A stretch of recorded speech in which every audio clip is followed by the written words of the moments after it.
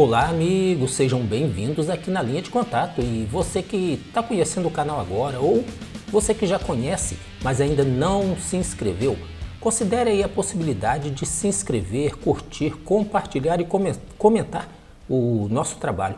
Isso nos ajudaria muito. E aquele amigo que puder e quiser ajudar a manter o canal, pode fazer a sua contribuição pelo Valeu ou pelo Pix, cuja chave a gente vai deixar na descrição deste vídeo. Caso você não possa, não tem problema. A sua companhia, a sua participação aqui no canal já é de grande importância para a gente. E a gente aproveita para agradecer aos amigos George MJ, Oswaldo Teixeira, José Pedro e Albane Maria. Esses amigos contribuíram recentemente com o nosso trabalho. E a gente continua pedindo aos amigos que não parem, continuem ajudando aqueles que tiverem condições, continuem ajudando os irmãos lá do sul. Aqueles irmãos ainda estão passando por um período difícil e eles realmente precisam da nossa ajuda, mas para isso, procure instituições confiáveis, instituições seguras para você entregar a sua contribuição, a sua ajuda. Bem, amigos, na sexta-feira, dia 17 de maio de 2024, o Ministério da Defesa da Rússia informou que suas forças tiveram que se defender de um grande ataque ucraniano, onde foram empregados mais de 100 drones de diversos tipos. Essas foram as informações publicadas pelo governo russo. Inclusive, nesse grande ataque, foram empregados também drones navais. De acordo com aquele ministério, as defesas lá da Rússia interceptaram 51 veículos aéreos não tripulados sobre a região da Crimeia e 44 foram interceptados sobre a região de Krasnodar, 6 deles sobre a região de Belgorod e um drone foi interceptado quando sobrevoava a região de Kursk.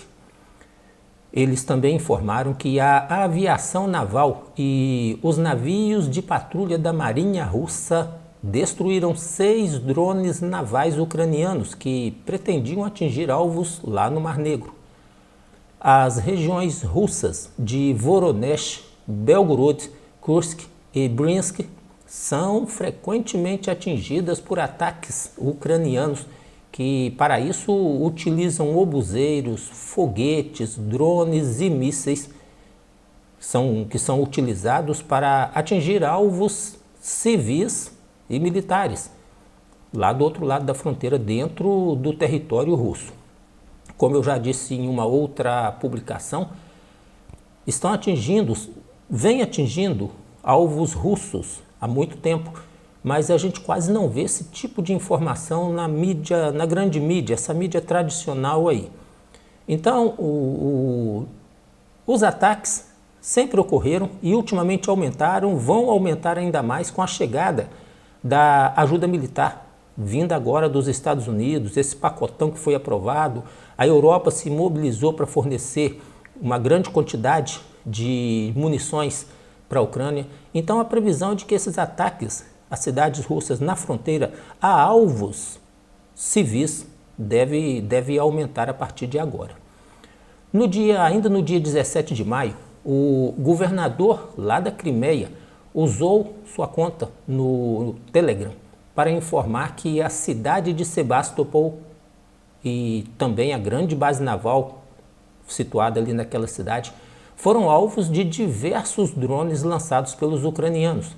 Segundo esse governador, as defesas lá da base interceptaram dezenas de drones aéreos e 5 barcos drones.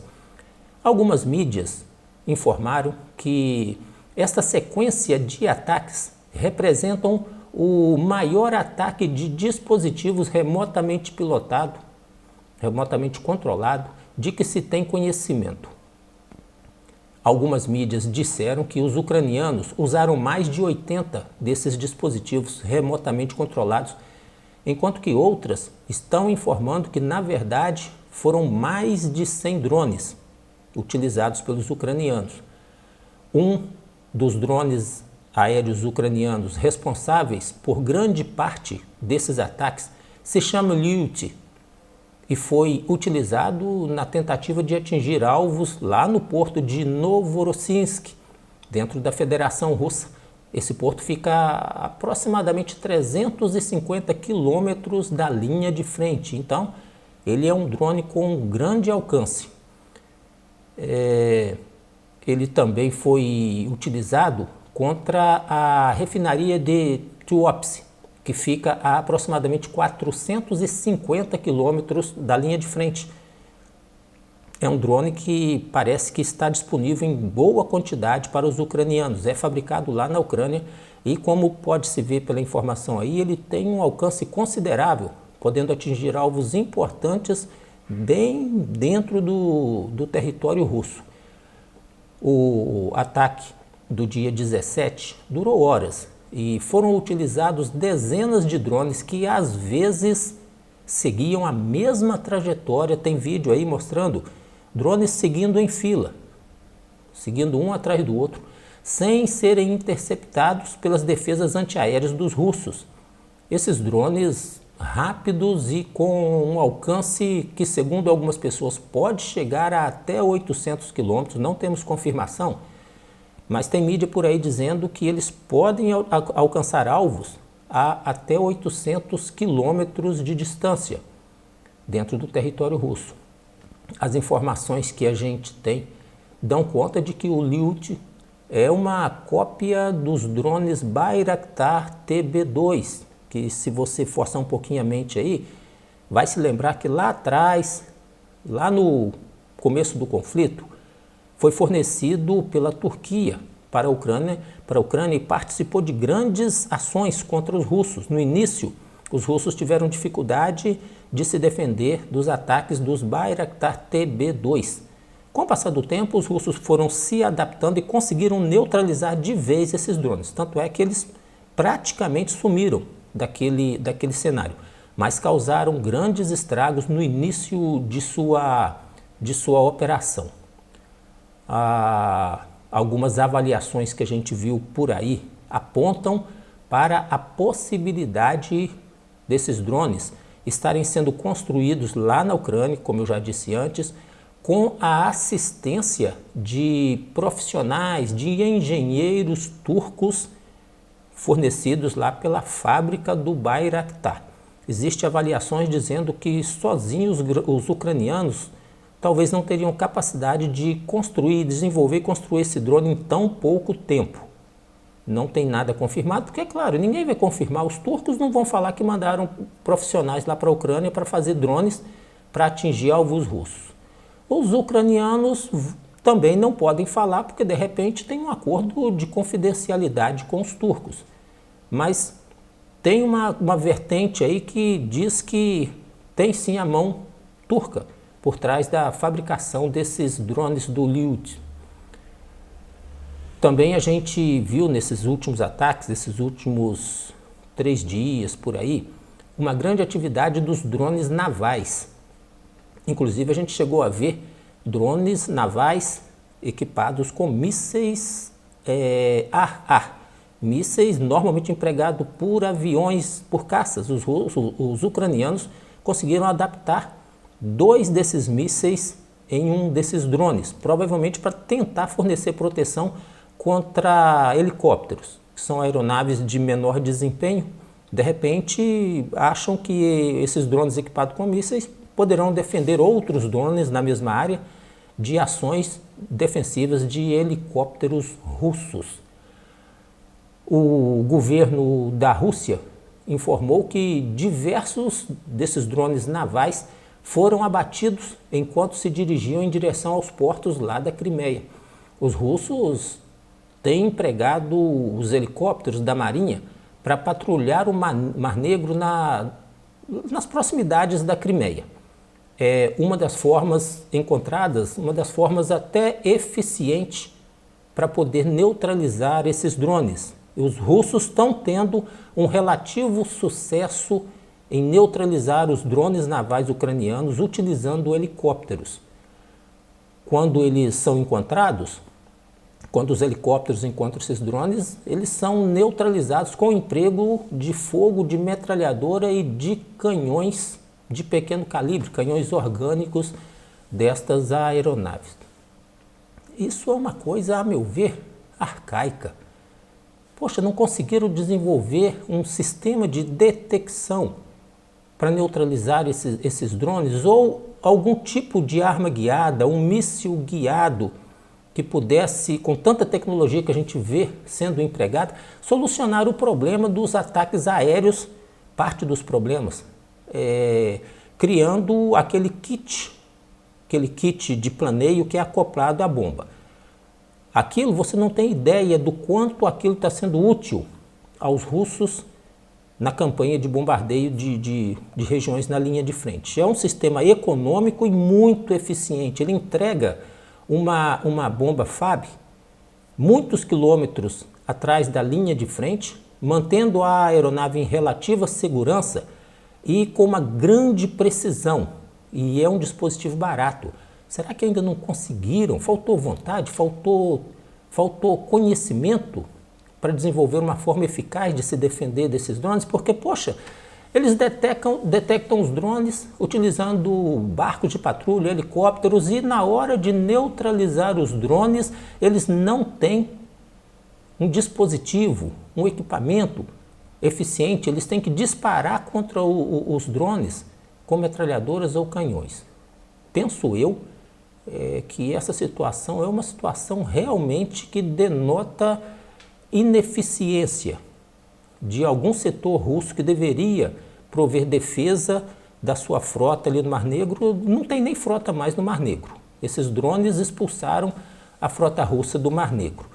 Então, como a gente já disse, o governo russo informa que quase todos os drones foram abatidos, enquanto todos os drones, incluindo aí drones aéreos e drones navais, segundo os russos, praticamente todos foram abatidos, enquanto que o governo ucraniano informa que diversos alvos foram atingidos.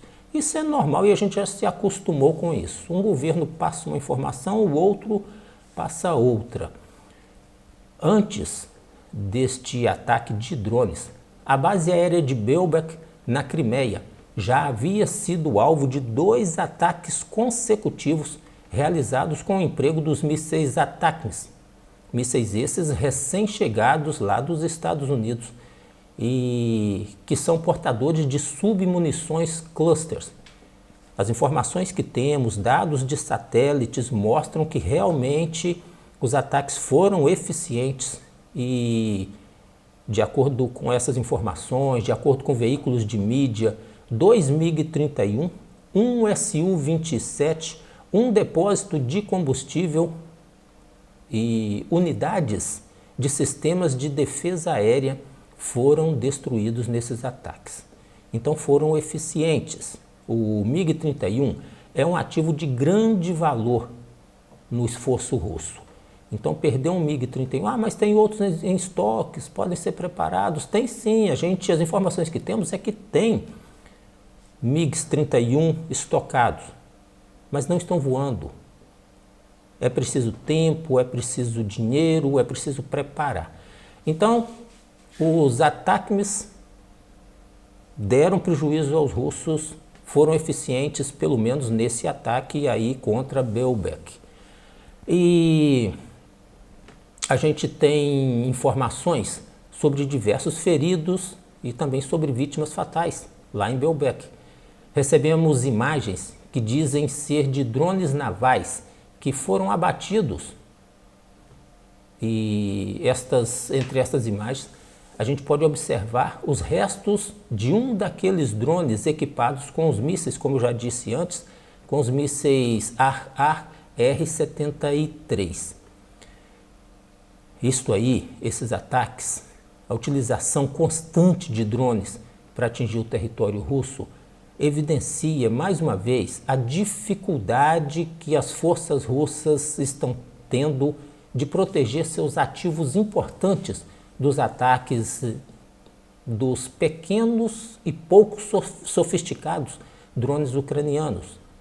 Realmente a gente percebe que está sendo difícil se defender deles. Voam lento, tá, verdade, mas voam baixo, são pequenos.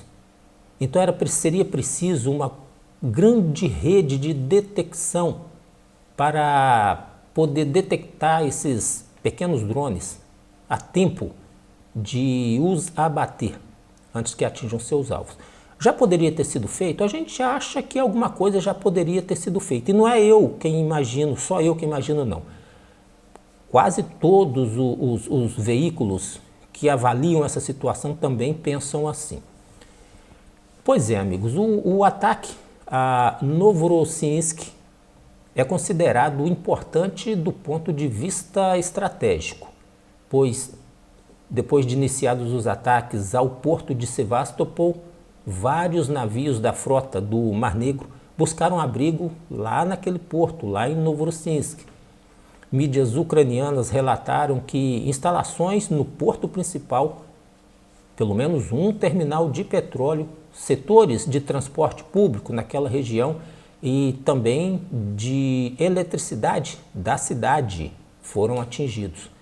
E para a gente terminar aqui o nosso trabalho, a gente lembra aos amigos aí no conforto aí da sua poltrona que em um de nossos últimos vídeos a gente falou só um pouquinho sobre as trincheiras construídas lá na região de Kharkiv, região esta que está sob intenso ataque das forças russas. A gente mostrou que devido à corrupção, grande parte do dinheiro reservado para a construção das fortificações, das trincheiras, destinadas a conter uma ofensiva russa havia sido desviado. Grande parte da grana mandada para preparar as defesas contra os russos foram roubadas, foram desviadas e por isso as estruturas construídas eram poucas e inadequadas. Pois bem, meus amigos, só para vocês terem uma ideia, olha aí o exemplo de trincheira que as autoridades daquela região de Kharkiv construíram para serem usadas por seus soldados. Apenas uma pequena vala com algumas toras de madeira em cima. Isso aí foi construído como sendo uma trincheira. Pois é, os russos agradeceram, passaram por cima e estão seguindo em frente. E é isso aí, amigos. A gente vai parar por aqui, agradecendo pela sua valiosa companhia, pela sua paciência com a gente e até o nosso próximo vídeo.